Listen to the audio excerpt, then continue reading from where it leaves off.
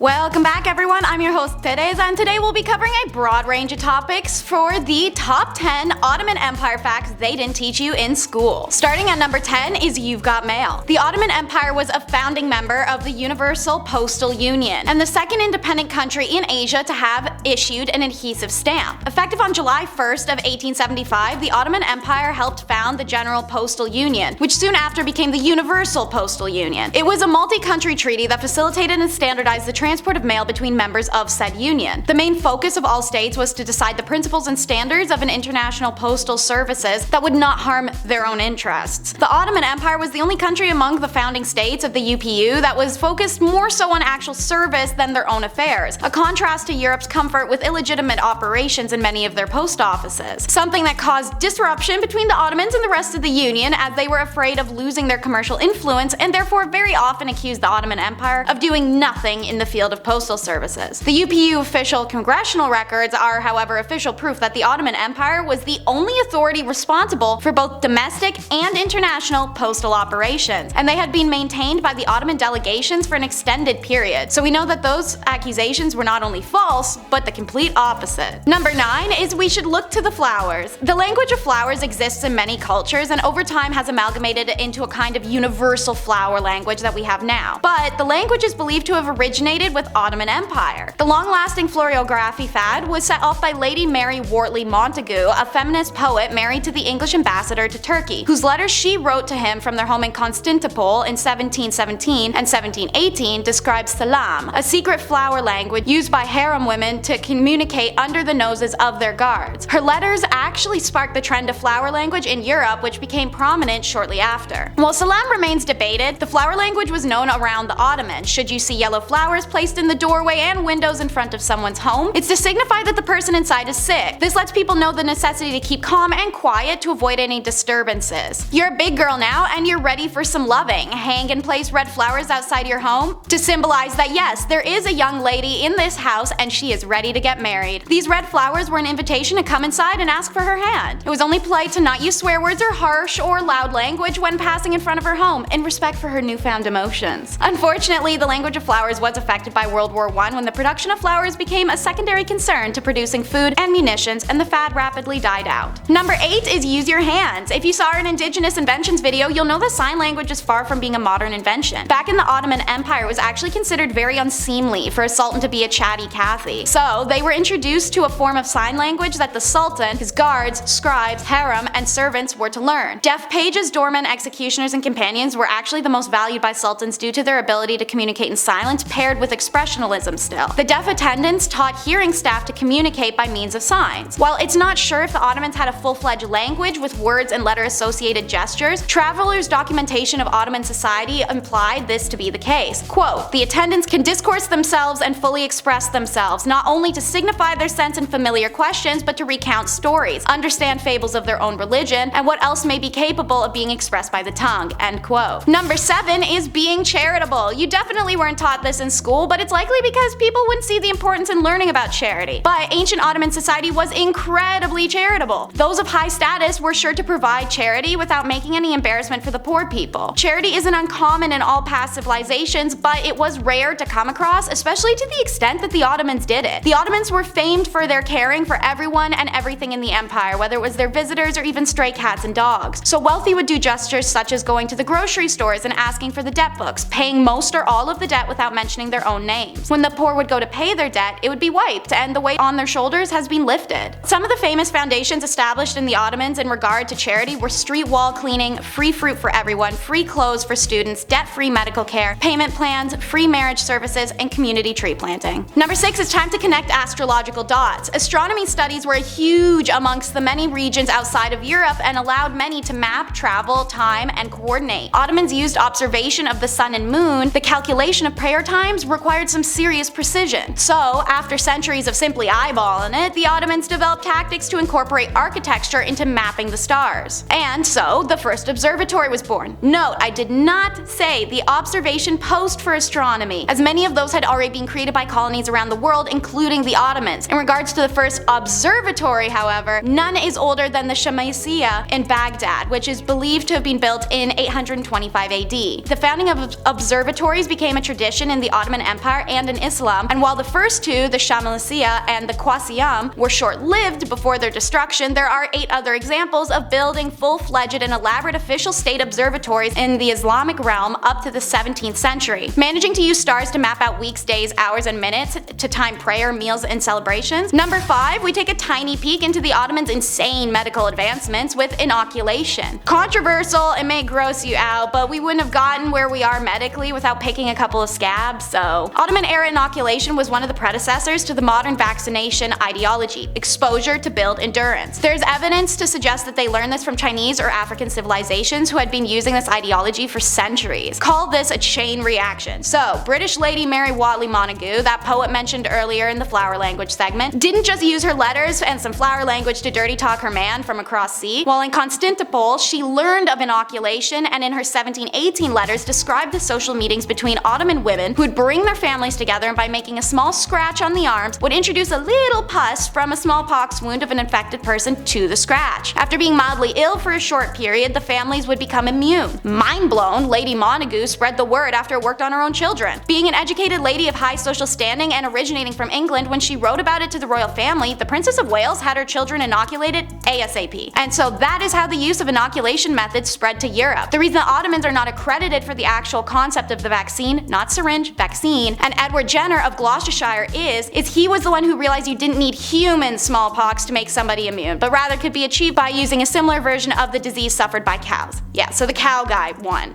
Number 4 is the leap of faith, inventing the aircraft. Thousands of years before the Wright brothers took off on their giant wafer cookie looking plane, scientists of the Ottoman Empire were learning to master flight. The first example is Abbas Furnas. His contraption was made of silk, wood, and actual feathers. The 65-year-old inventor leapt from Yemen's Jabal al-Rawas mountains and actually glided in the air for about 10 minutes before crashing into the ground. He wasn't killed, but Abbas was disappointed and injured. He'd neglected the idea of flight landings. He lived on another 12 years, and he was the one that concluded that a flight was a collaboration between tail and the wings. Ottoman aviator and scientist Hezarfen Ahmet Salibi followed in Abbas' footsteps, and in 1632 he made 9 successful flights, but they were all short. After some mastering in a couple years in front of the eyes of the Sultan and Istanbul society, he jumped from the Galata Tower 66 meters high and 61 meters above sea level and landed more than 3 kilometers away on the opposite shore. He continued to master and excel these flights. Unfortunately, once considered masterful, they actually got him exiled by Sultan Murad, who said that this man is to be afraid of. He is capable of doing anything he wishes to. His survival cannot be allowed. Essentially, Hez was just too baller for that sultan. Number 3 is the first map. The first world map to be drawn, including America and Australia, was drawn by Admiral Piri Reis. This was a hard feat in the time where anytime a civilization came across each other, they just rampaged each other. Now, luckily not everyone was about that. The Ottoman Empire, unlike many like the British, wasn't actually a colonial empire. They didn't economically siphon or culturally erase where they conquered, which would inflate the heart of their empire. Rather, the Ottomans often decided to share information, resources, and knowledge in return for the same from other conquerors and empires. It creates a bond rather than end civilization. A great example is how the Ottomans didn't actually explore the New World themselves, but its fleet was multinational and open to Spanish and Portuguese captains to join. Therefore, the Ottomans were the only power to be able to combine new information from other continents. Smart move. The admiral claimed to have used a map made by Christopher Columbus, otherwise lost, as a source for his own, as well as 10 Arab sources and 4 Indian maps sourced from the Portuguese. More recently, the Reis map has been a focus of claims of pre-modern exploration of the Antarctic coast, and supposedly the mythical island of Antilia. Number 2 is the potato saviors. This was just crazy to learn, but when the potato famine hit Ireland, the Ottomans came to the aid of the Irish better than the British did. Not only that, but the Brits tried to stop them from helping. In 1845, when this happened, colonial England and its surrounding area of Europe were a disease and famine disaster zone, as you may know from our Victorian era videos. At the same time, countries and empires like Africa, India, and in this case the Ottomans, were just flourishing unencumbered. So when word of a potato famine made it to the Ottomans, they were baffled as to how this could even happen. Sultan Abdulmecidi immediately declared his intention to send 10,000 pounds to those being affected by starvation in Ireland. And in what is the wildest twist of faith, Queen Victoria literally demanded he only send 1,000 pounds. 1 Why? Because the stingy B-word only sent 2,000 pounds herself and didn't want to look bad.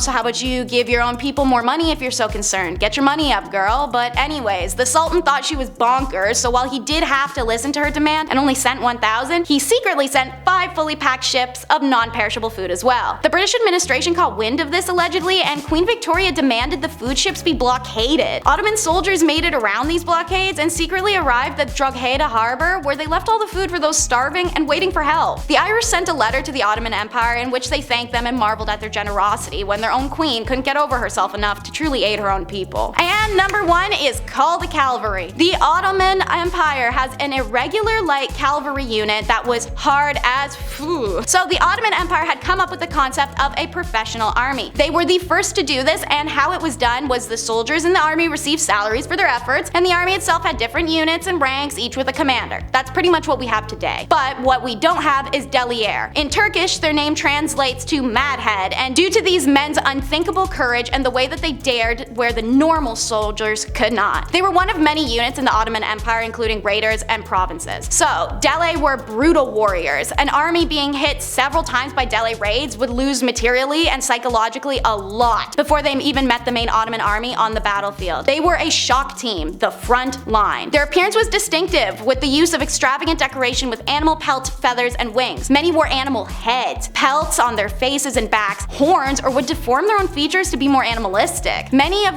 them made their own weapons or modded them to new extremes. It's easy to say that at the front line it's no wonder the Ottomans achieved what they did militantly, because these dudes sound like an absolute nightmare to face down, which is kind of the point. Thank you once again for watching and learning something new. I hope you enjoyed this, and I encourage you to like and subscribe if you want to see more. Comment down below what you'd like to learn next. I'll see you next time.